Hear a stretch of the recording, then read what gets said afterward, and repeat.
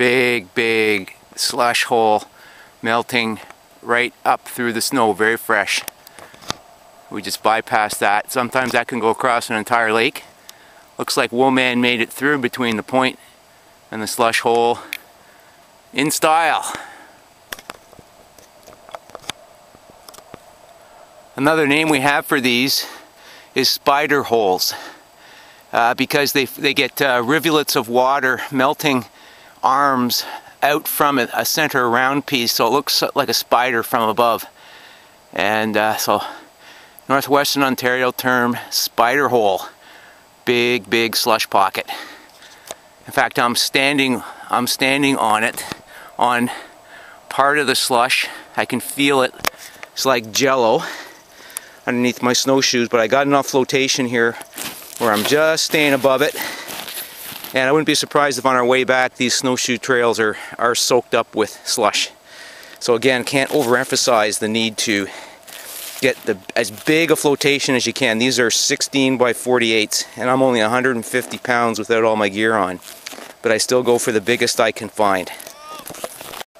Well, we were heading down to the bottom of a bay to bushwhack into another lake just to explore during the day.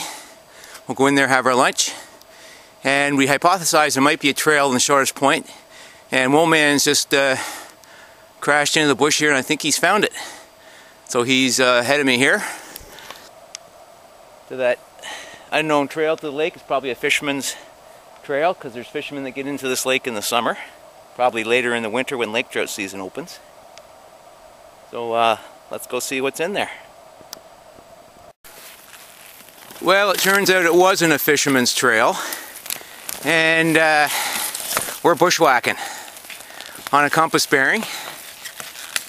We got about 300 or 400 meters to the next lake, and this is why whenever you can, find trails, because the bush is unbelievably thick and rugged.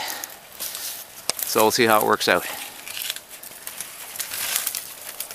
And through some bushwhacking, Woolman's found the lake. We made it. Bit of a detour.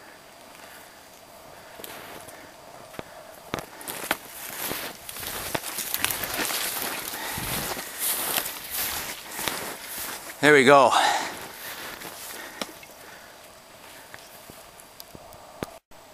Narrows in the lake, even though it's a small body of water opening to a bigger one, there will be some current there. So we're going to scoot right over the point here and avoid that moving water hazard in the middle. There's a spider hole or slush hole that is a little bit older and blown over with snow. You can see the radiating arms, the round piece in the center, the spider's body, and the arms radiating out. So I'm not going to get any closer to this because there's probably still a lot of water there, even though it was minus 31 or 32 last night.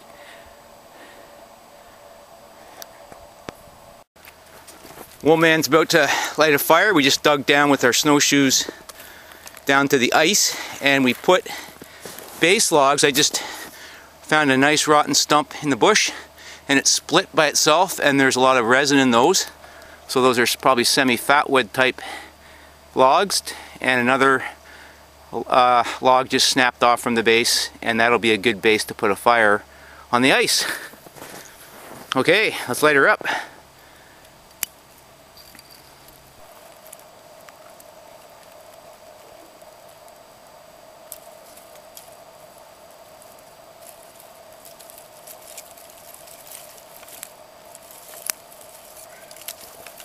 There we go.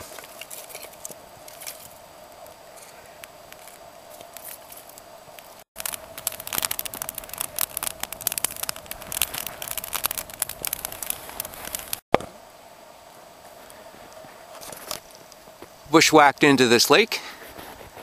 We're the only ones here.